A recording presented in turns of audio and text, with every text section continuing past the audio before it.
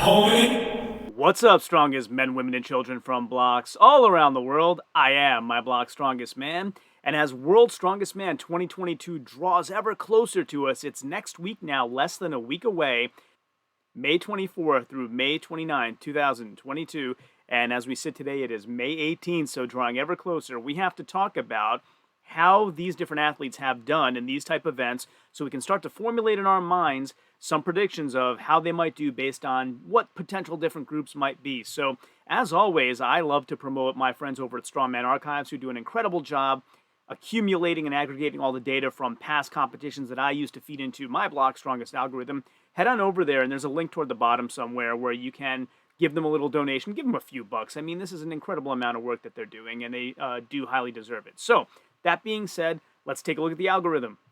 So we're going to start off with the loading race, which is the first event at World's Strongest Man 2022. And what I've done is taken my algorithm and filtered out all of the data to show just loading race type events, not complicated medleys like tire flip loading race and things like that, because that's not what's happening at World's Strongest Man. So if I can get a pure loading race comparison, that's what I tried to do. And again, this is showing you how proficient these guys have been in past competitions. I've filtered it down to the last 3.5 years or so, so 2019, 2021, and if they've competed in 2022, I've narrowed it down to there because, talents and success rates change over time, so I try to keep it more recent if I can. Guys like Gregor Zemansky, for example, haven't competed since 2017, so I had to take his most recent years, and we'll see how that all plays out. But here, it's all sorted for you, and you'll see the top scores at the top. So taking a look, we have Kevin Ferris at the top. He did a loading race at 2021 World's Strongest Man and won it, right? So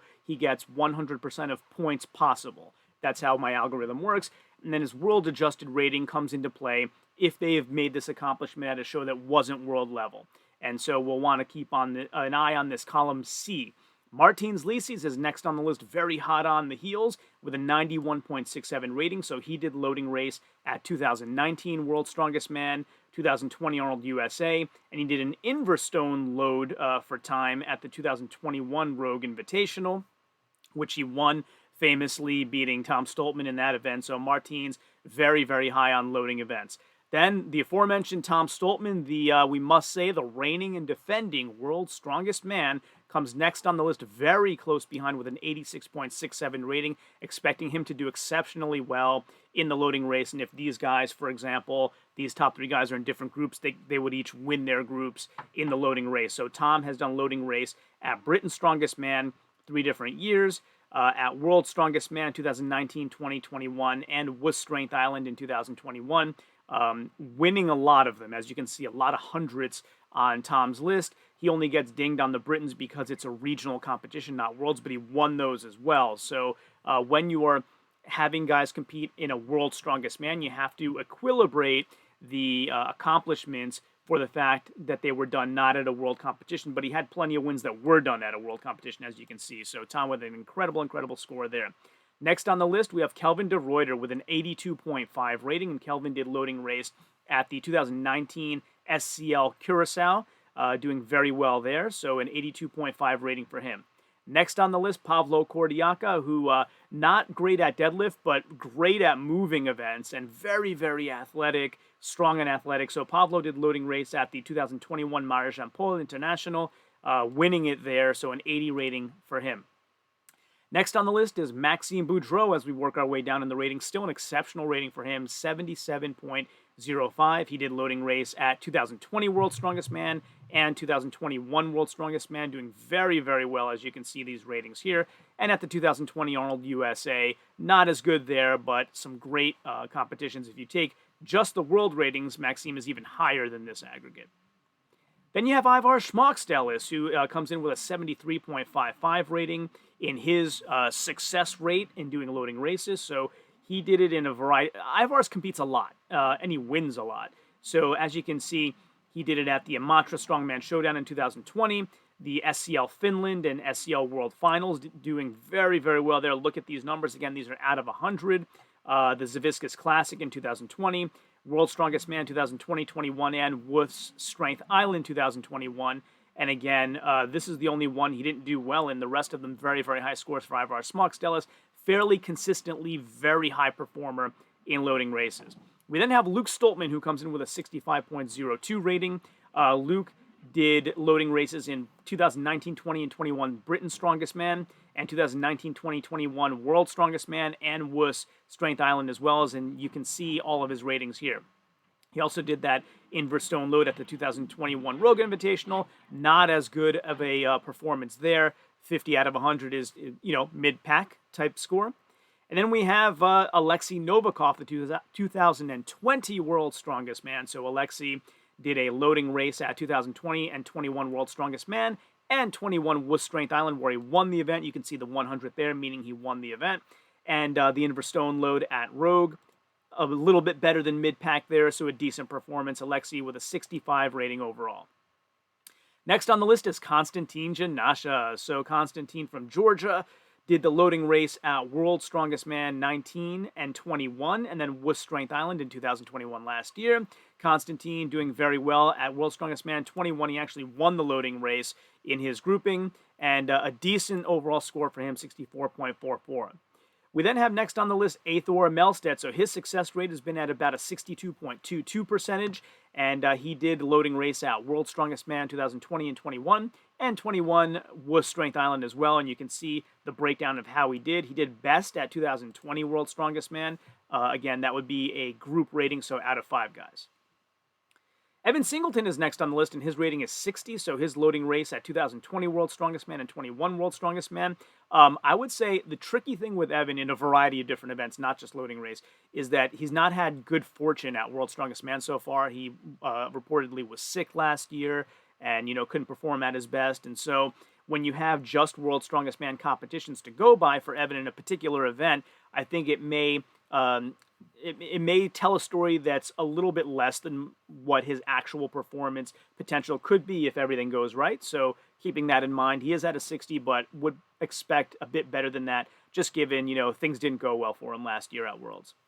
Brian Shaw is next on the list at 57.60. So Brian did loading race at 2019, 20, and 21 World's Strongest Man. And then he did it at the 20 Arnold USA as well, where he did very well, a high rating there. So the interesting thing about Brian is if you look at the pattern of World's Strongest Man, 2019, he was a 30 rating. 2020, he was a 40 rating. In 2021, he was an 80 rating. So getting much higher and higher and improving as time goes on. So we'll see if that pattern continues for Brian on the loading race. You then have Shane Flowers, who everyone is calling the newcomer to Strongman, but he does have a few contests under his belt now and getting better and better each time. Shane Flowers, very impressive. And his loading race was done at 2021 Britain's Strongest Man, an 80 rating. So that would be, 8 out of 10 possible points, which would be third place. So very, very good finish for Shane there. It's a 56 rating, again, because it was done at a regional contest, not at a Shaw Classic or a World's Strongest Man. But let's see how he does against a crop of 30 of the best in the world this time.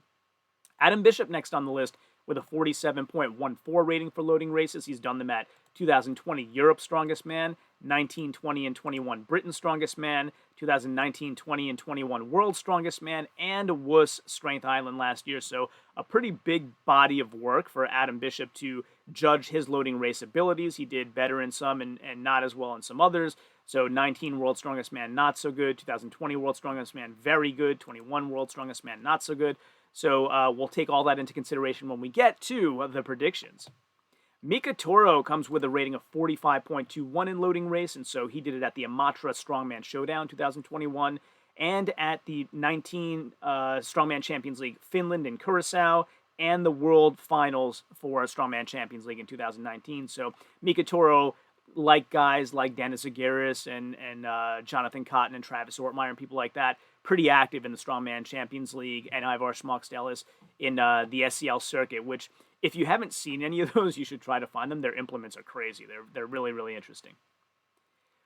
Jean-Stephen Korobuff, known as Coco, for those of you that follow him on Instagram, did loading race at Australia's Strongest Man 2019, did very well there. And again, it gets equilibrated down to a 42.86 because it was a national level competition. And for those of you who aren't familiar, I can give you a quick reference of how my algorithm works. So you have kind of a local competition, a city level competition, a state if you're in the United States, USA regionals, which is now USA has regionals going into the national, so that's a new thing. Amateur Worlds has a multiplier, a national level competition, so America's Strongest Man, Canada's Strongest Man, Australia's Strongest Man would be that kind of multiplier. Regional is what I would call like Zaviscus Classic, where you have kind of a smattering of countries from Europe, but not the whole continent. Then you would have like a continental, which would be like Europe's Strongest Man. You would have a qualifier for an international show, a Masters World Show, an international show, which is what I would call Strongman Champions League, a World Qualifier, which is what I would call all the Giants live shows, and then World, which would be like World's Strongest Man, the Arnold Classic. I consider the Shaw Classic a world level competition. So just to give you a little bit of insight into what multipliers I use to equilibrate for these things, if the accomplishments were done at a show that was lesser than world level, and you're now seeing how this person will compete at a world level show. That's how I figure it out. So that being said, we move on to Gabriel Rayom. So he rates a 42.35 in loading race. He did it at 2021 Canada's Strongest Man. Then we have Bobby Thompson rating 42.22. So he did loading race at 2020 and 21 World's Strongest Man and 2021 WUS Strength Island. So you can see the breakdown here. Bobby pretty much a 60 rating in World, so we'll have to take into consideration that he did a lot better at World's Strongest Man than he did at WUS, and probably bump up this aggregate to this aggregate when we do the predictions. Rob Kearney comes in with a 42.18 rating, and he did loading race at WUS Strength Island, 2020 Arnold USA, and the 2021 Rogue Invitational, where it was an Inverstone load. So as you can see, he did actually very well at Rogue, much better than his other contest where he was doing loading race, so we'll see how that translates over. Pa Dwyer's rating is 40.87, so Pa did a loading race at 2020 Europe's Strongest Man, 2020 and 2021 Britain's Strongest Man, and 2020 World's Strongest Man. So again, for situations like this, you have to have some caveats to the math a bit, because you'll see in 2020, Pa did a lot better in loading race than he typically does over his career. He's a bit up and down, right? So like, this is what I would say would be a little bit better than average performance. This would be a lower than average performance, and this would be a great performance. So you got to see sort of how that plays out, and whether we want to give him more weighting on his world performance, because this is World's Strongest Man, and he did well at World's Strongest Man. It may just be a set of circumstances that works better for him, and maybe he just gets up for it more because it's World. So when we do the predictions, we have to take things like that into consideration, in addition to sort of the average of performances. Gavin Bilton comes in with a 40.67 rating, and Gavin did loading race at 2020 Europe's Strongest Man, 2020 UK's, which I think he won that contest, and he actually won that event as well, and 2020 and 2021 World's Strongest Man, where he did not as well as he did at the other show, so sort of the opposite situation to Pa Dwyer. Mark Felix, who has done, every contest known to man in many, many different events. Lots of data for Mark, but if we look at the last few years, we come with a 36.86 rating for him. 2020 Europe's Strongest Man, 19, 20, and 21 Britain's Strongest Man. As you can see, 2020 UK's Strongest Man, where he did the best out of all of them. That one is what we would probably call the anomaly for him. As you see these other scores kind of closer to each other, and this one just way better. So taking that into consideration as well. And then we have 2020 and 2021 World's Strongest Man for Mark Felix as well, where he did not very well in 2020 and very well in 2021. So that's going to make it a little bit difficult for predictions, but we'll see, which direction we decide to go. Trey Mitchell comes in with a rating of 35, and Trey did loading race at America's Strongest Man 2019, World's Strongest Man in the same year, and then World's Strongest Man again in 2020 and last year. And you can see, Trey a bit below sort of average in the world level competitions, and, did very well in America. So I think we're going to probably lean more toward this area when we do the predictions for loading race, but Trey has lots of very strong other events. We then have Kim Uyarik, and Kim won Greenland's Strongest Man actually 5 times, 3 of them being in the time range that I'm checking for this particular algorithm. I don't have event-by-event analysis. I'm probably going to guess that he won almost every event, but I don't have those particular numbers for you, so I don't want to speculate, and that's why he's near the bottom of the list. Mitchell Hooper, it would be the other one we haven't seen here, And a lot of Mitch's contests, his big contests anyway, were canceled due to the world situation. So I don't have event by event analysis for him. We'll have to go by some of the gym lift data that he's provided to me when we get to the prediction portion. And, and then who else are we missing? Nedzman Beskovich and Gregor Zemansky. So if we go back to the year and we filter this to show more than just those years, because those guys may have done these things in years that weren't recent enough, you can then search for Gregor Zemansky and you'll see him pop up for loading race. So Gregor's actually very good in loading race. He did it at the 2015 SCL Zaviscus Classic, 2015 Worlds, and 2016 Worlds. So a bit of a disparity with how he did from 2015, which was very average, and 2016, which was exceptional. And then, of course, when we do predictions for someone who's been not as active like this, we'll have to knock it down a bit, just because I think, from what I've heard, I think even his selection to World's Strongest Man was a bit of a surprise to him. So, you know, he'd have to kind of get back into training and catch up in that respect. So we'll probably ding him a little bit on the groups, but as you can see, a very high rating, 71.82, is great for when he was active and competing. If we look for Nedzman Beskovich, we can then see if he had any loading race as well, and he does. So not as good for him. He came in with a 30 rating, so Sweden's strongest man. He came mid-pack, and also that would be a national level competition, so you have to say he probably wouldn't do as well in a crop of world level guys, 29 other world level guys, so he comes out with a 30 rating.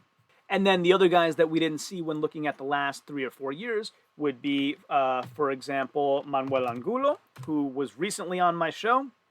You should check that out if you haven't. It was very interesting. He told a lot of great history about Chilean and South American strongman, and it was very interesting about how he really wants to open doors for them. But I don't have any in-depth data event by event for him either, except for OSG last year, where he kind of made a big splash, and loading wasn't part of that.